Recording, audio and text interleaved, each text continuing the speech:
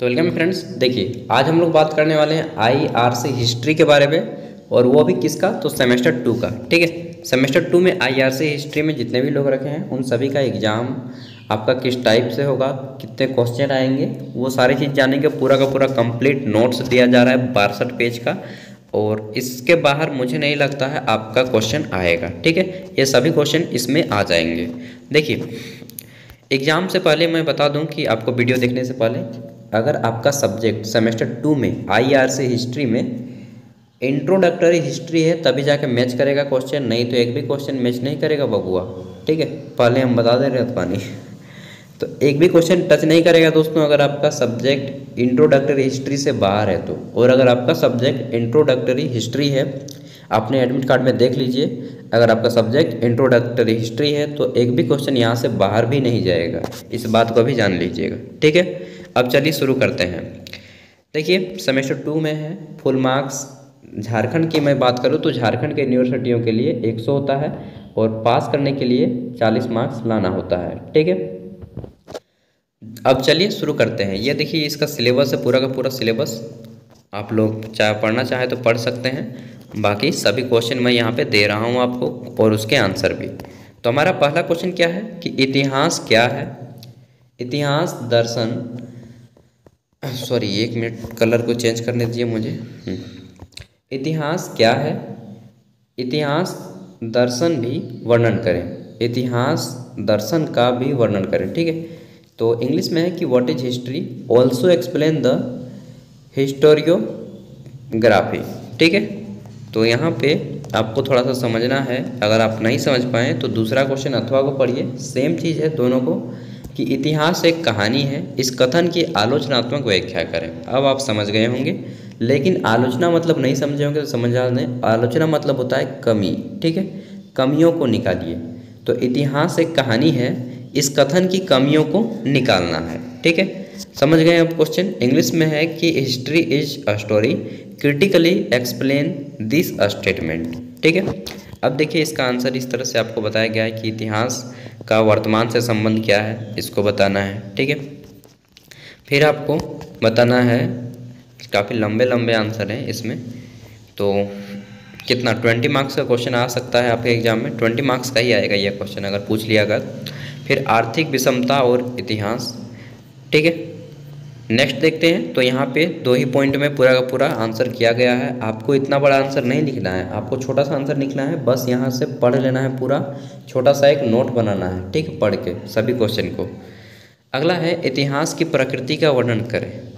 ठीक है, इतिहास की प्रकृति का वर्णन करें होना चाहिए, यहाँ पे रखे लिख दिया है यार, इसीलिए मुझे पढ़ने में लगा कि यार कुछ ना कुछ तो डाउट है। पहले वाला क्वेश्चन में भी मुझे डाउट लग रहा था। ठीक है, इतिहास की प्रकृति का वर्णन करें, इंग्लिश में है कि explain the nature of history. ठीक है, अब इतिहास की प्रकृति में पहला चीज़ है कि इतिहास की प्रकृति क्या है, नेचर ऑफ हिस्ट्री क्या है। ठीक है, दूसरी चीज़ है पूर्वाग्रहों का प्रभाव क्या होता है। पूर्वाग्रह मतलब कि बिना सोचे समझे किसी भी बात को जब हम लोग मान लेते हैं तो उसे पूर्वाग्रह कहते हैं। फिर एक ये ऐतिहासिक तथ्यों की प्रकृति, इतिहास अपने को दोहराता है, इसको भी बताना है कैसे दोहराता है, क्यों दोहराता है। ठीक है, अगला है इतिहास की चक्रीय अथवा रैखिक प्रकृति क्या होती है। अगला है कि अंततः वार्ता, ठीक है, डायलॉग जो होते हैं उसके बारे में बताना है। नेक्स्ट है आपका इतिहासकारों के द्वारा महत्व आकलन, वैल्यू जजमेंट, ठीक है, बाय हिस्टोरियन। आगे देखते हैं, अगला है इतिहास की समसामयिक प्रकृति, यानी कि आपका कॉन्टेम्पोरेरी नेचर ऑफ हिस्ट्री, वर्तमान स्थिति क्या है वो चीज़ बताना है। इतना बड़ा आपको फिर से मैं बता रहा हूँ कि इतना बड़ा नहीं लिखना है, इतना बड़ा आप सभी को पढ़ना है। लिखना आपको छोटा सा नोट बना लेना है सभी क्वेश्चन का, और एग्जाम में जाने से पहले एक बार इसको अच्छे से रीड कर लेना है। ठीक है, अगला क्वेश्चन है कि इतिहास आधुनिक अवधारणा का वर्णन करें। इतिहास आधुनिक अवधारणा का वर्णन करें, explain the modern concept of history. इतिहास की अवधारणा सबसे पहले बताना है कि अप्रोच क्या है हिस्ट्री की। ठीक है, इसमें आपका इतिहास युग क्रम है, फिर अवतारवादक, कर्म सिद्धांत, ये सारी चीज़ें बतानी है। ठीक, आगे देख लेते हैं अगला क्वेश्चन। अगला क्वेश्चन है कि इतिहास भारतीय इतिहास के विभिन्न स्रोतों का वर्णन करें। जैसे कि अगर आपको भारतीय इतिहास जानना है तो आप क्या क्या चीज़ें करेंगे। सबसे पहले आप जितने भी किताब हैं उन सबको पढ़ेंगे, जैसे कि प्रधान स्रोत के भेद, इतिहास के ऐतिहासिक स्रोतों के निम्नलिखित स्रोत हैं, क्या क्या स्रोत हैं। तो इसमें आपका जितना भी चीज़ें आ जाएगा, जैसे कि इतिहास के विभिन्न स्रोत, डिफरेंट सोर्स ऑफ हिस्ट्री, जैसे कि आप किताब पढ़ सकते हैं, ठीक है। साहित्यिक स्रोत, जैसे कि स्मारक देख सकते हैं, जैसे ताजमहल चली गई है, वो आपका साहित्यिक स्रोत हो गया, ठीक है। इसमें ब्राह्मण ग्रंथ है, धार्मिक ग्रंथ है। उसके बाद जितने भी किताब है ये सभी आपके साहित्यिक स्रोत में आ जाएंगे, ठीक है। पुरातात्विक स्रोत की बात करें तो पुरातात्विक स्रोत में आपके जितने भी कोई भी चीज़ होता है, मूर्ति हो गया, ये सभी आ जाएंगे। और जैसे अभी मैंने बताया ताजमहल, तो ताजमहल आ गया आपका पुरातात्विक स्रोत में, आर्कोलॉजिकल साइट में, ठीक है। आप लोग वहाँ से जा कर के देख सकते हैं, अभिलेख आ जाएंगे इसमें। तो ये सभी इतिहास के बारे में हमें बताते हैं, तो इन सबको इतिहास का स्रोत कहा जाता है, ठीक है। अगला क्वेश्चन है कि मौखिक इतिहास पर प्रकाश डालिए। मौखिक इतिहास किसे कहते हैं? देखिए, जब कोई इतिहास की जानकारी हमें किसी के मुख से पता चलती है, उसका कोई लिखित प्रमाण नहीं होता है, उसे मौखिक इतिहास कहा जाता है, ठीक है। जैसे आपके घर में बोला होगा कि आपके पूर्वज जो हैं, हम लोग इसके पूर्वज हैं, मेरे परदादा ये थे हम लोग के, तो उसका कोई लिखित प्रमाण है नहीं है, ठीक है। तो इसको बोलते हैं मौखिक इतिहास। मौखिक इतिहास ज़्यादा लंबा नहीं होता है और कुछ कुछ चीज़ें होती हैं, जैसे कि आपने देखा होगा, अगर आप झारखंड के हों तो बहुत सारे लोकगीत हैं, जैसे करम गीत हो गया, सोहराय गीत हो गया, ये सभी जो है कोई प्रमाण नहीं है, लेकिन ये बोलते बोलते बोलते बोलते लोगों में कंठस्थ हो गया है, जिसके कारण हमें मौखिक रूप से लोगों से मिलते हैं, ठीक है, अपने पूर्वजों से मिलते हैं। इसको मौखिक इतिहास बोलेंगे। अगला है इतिहास का विभिन्न विषयों के साथ संबंध कैसा है, ये पूछा जा सकता है और ये क्वेश्चन रहेगा ही रहेगा। इसमें क्वेश्चन आ सकता है कि इतिहास एवं राजनीतिक विज्ञान में संबंध क्या है, ठीक है। अगला है इतिहास का अर्थशास्त्र से संबंध क्या है। अगला है इतिहास का भूगोल के साथ संबंध क्या है, इतिहास का मानव शास्त्र के साथ संबंध क्या है। ऐसा बहुत सारे, इतिहास का विज्ञान के साथ संबंध कैसा है, बहुत सारे सब्जेक्ट के साथ पूछा जाएगा इतिहास का इस सब्जेक्ट के साथ कैसा संबंध है, ठीक है, बताना है। अगला है कि इतिहास के महत्व का वर्णन करें। इतिहास के महत्व का वर्णन करें, इंग्लिश में है कि explain the significance of history, ठीक है। आगे बढ़ें नेक्स्ट क्वेश्चन की ओर। तो हमारा क्वेश्चन है इतिहास के सापेक्षवाद के महत्व का वर्णन करें, इंग्लिश में है कि explain the importance of relativism, ठीक है।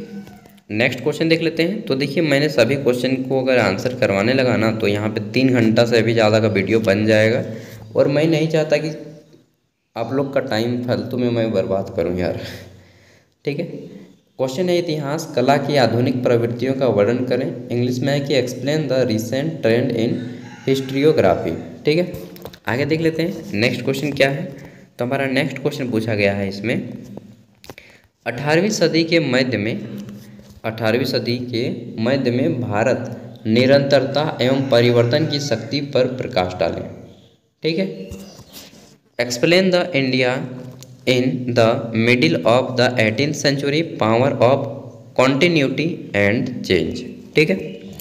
अब आगे देख लेते हैं। तो हमारा नेक्स्ट क्वेश्चन क्या है। क्वेश्चन है हमारा, कहाँ गया जी क्वेश्चन, कितना नीचे है भाई। क्वेश्चन है कि इतिहास का क्षेत्र विस्तार पूर्वक वर्णन करें, ठीक है। इतिहास को अगर आप पढ़ते हैं तो क्या क्या सब्जेक्ट आपको पढ़ने पड़ते हैं, कहाँ कहाँ से इसका लिंकेज है, ठीक है, विभिन्न विषयों के साथ क्या क्या ये हमें बताता है। आपने वो कहानी सुनी होगी कि इतिहास से सभी सब्जेक्ट का पिता है, ठीक है। इतिहास जो है जितने भी विषय हैं इन सभी का पिता है, तो बस उसी तरह से बताना है आपको रिलेटेड। अगला क्वेश्चन है कि इतिहास लेखन का राष्ट्रीय अवगम राष्ट्रीय जीवन की स्वाभाविकता सजगता प्रदान करता है, इस कथन की समीक्षा करें। दूसरे शब्दों में है कि इतिहास दृष्टिकोण क्या है, व्याख्या करें, इंग्लिश में है कि discuss what is historical approach, ठीक है। आगे देख लेते हैं नेक्स्ट क्वेश्चन। तो हमारा अगला क्वेश्चन आता है यहाँ पे, इतने लंबे लंबे क्वेश्चन हैं, फिर से मैं बता रहा हूँ, इसको आपको केवल पढ़ना है, नोट्स आपको खुद से बनाना है, ठीक है।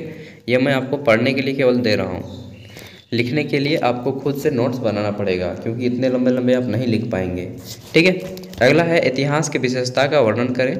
इंग्लिश में है कि explain the significance of history. फिर है कि इतिहास के महत्व का वर्णन करें। इंग्लिश में है कि explain the significance of history.